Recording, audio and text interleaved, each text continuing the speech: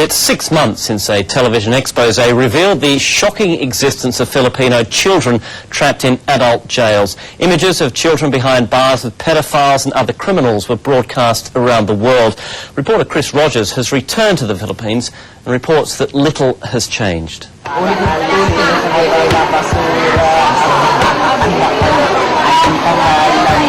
This is a cell full of broken lives and broken promises. When we exposed this abuse 6 months ago, the Philippine authorities pledged swift action. Here we found young faces are still behind bars, hungry, exhausted and terrified. We were shown the ongoing abuse, posing as aid workers. Incredibly, the warden allowed us to film. This is possibly the worst form of child imprisonment I've seen so far. Children stacked on shelves like farm animals, I suppose. And it's unbearably hot in here. The roof is made out of steel with the burning sun beating down on it hour after hour. You can imagine how hot it gets throughout the day. It's only about 10 in the morning. Imagine how hot it's going to be later in the day. I don't know how these children bear it. I really don't. We were told the government ordered wardens to separate children from adult inmates, but this tiny cell is the only alternative here. I felt like I was feeding caged animals.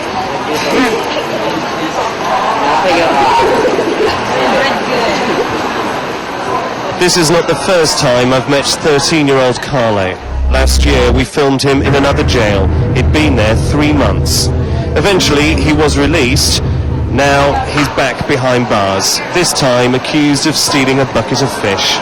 He told me they're allowed out of this cell to exercise for just 1 hour a week. It was relatively easy to expose the horrors of this jail. I was told it could be worse elsewhere.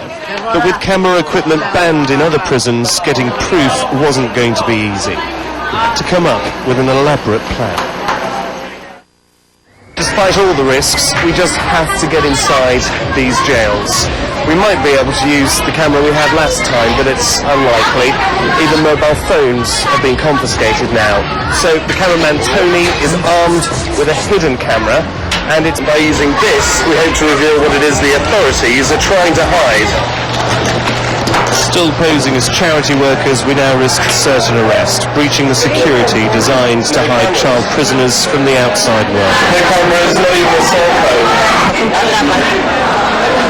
The number of young hands reaching out for help was overwhelming. Girls are rarely found in prisons. They tend to turn to prostitution rather than petty crime. But we discovered 12-year-old Sarah, accused of shoplifting. She told me the female cell door is left open and male prisoners have harassed her. It would cost her parents a month's wage to bail her out. She faces weeks here, possibly months. Despite the risk of being recognised, I wanted to return to the jails we visited last year. Back then, behind these walls, we discovered children sharing a cell with 2 sexual offenders. They told us they had a special relationship with the boys. 6 months on, those special relationships continue. Do you look after the children? Do you look after the children? Sometimes. Sometimes, yeah. I see. Also visually, my friend. Oh, I see. One of his inmates is 12-year-old Reggie, the latest arrival, charged with stealing a necklace.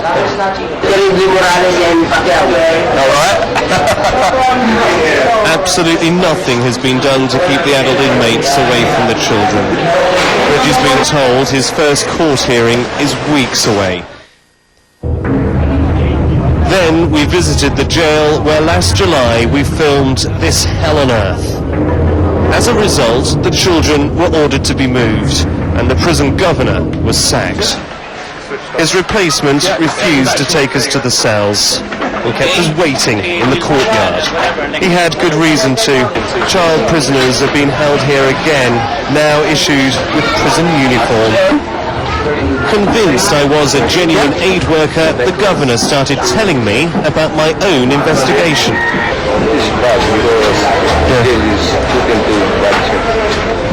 And is it still crowded?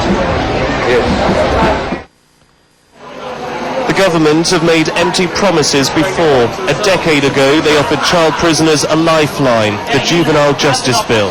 If made law, up to 4,000 children would be released, sentenced to rehabilitation rather than punishment. But it never materialised. Now, children's rights campaigners say our investigation has put the bill back on the political agenda. The report was terrific, and it woke up the conscience of the politicians in the Senate, and they dusted off the bill and brought it to the floor, and within 2 months they had it approved. And there's a huge step forward after 9 years. Of course, in the past they had no interest whatsoever in the children in prison. The bill will be a bold move and faces a drawn-out voting process. While the political wrangling continues, so will the imprisonment of children and the efforts to hide them from the outside world. Chris Rogers, ITV News, the Philippines. Well, in a statement to ITV News, the Philippines government says it, quote, notes with deep concern the reports of the plight of Filipino children and wishes to assure that it has worked and continues to work for their betterment. Since the middle of last year, we've been reporting on the thousands of children in the Philippines locked away in adult prisons. Now, despite assurances from court officials that changes were made, ITN's Chris Rogers said in a report we aired yesterday that the problem is as bad as ever. Here now is the second part of his report on a former victim of that system. Some viewers may find this report disturbing. 6 months ago, we found 13-year-old Edwin imprisoned in an adult jail for stealing a necklace. We were there the moment a local charity freed the child prisoner into their care, and he took his first steps to freedom. Edwin no longer wakes to a day of abuse and misery. There are no overcrowded cells at the Preda care centre. He is a far cry from the broken boy we found in jail last year. Although he still bears the physical scars of prison life.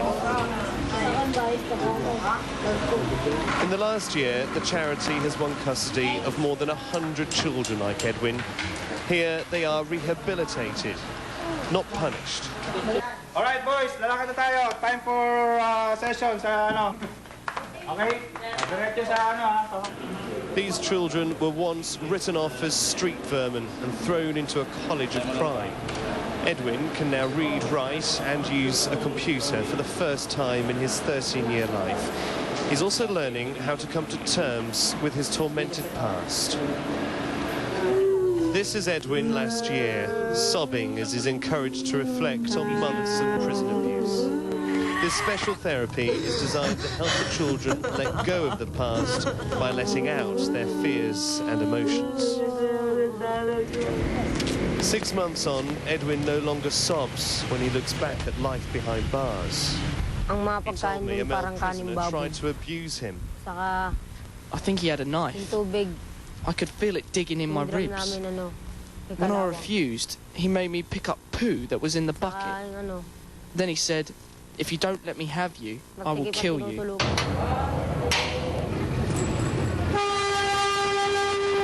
This is the place Edwin once called home. At first sight, it's obvious how and why children fall into crime.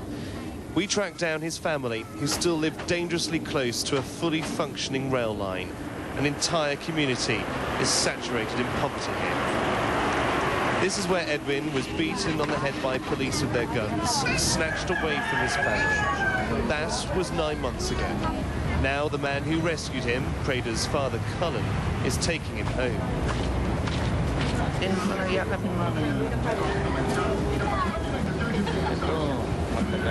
But Edwin's mother wants him to stay with Preda for what she believes will be a better life. He will have a good future. He can stay at Preda, he can go, we'll send him to school, and we'll see that he's really okay for the future. And his family. We will be giving help to the family as well. Just 2% own the land, property and wealth of the Philippines. The other 98% have absolutely nothing. Edwin is just one child out of millions across the country who now has a real chance of breaking away from life in the slums.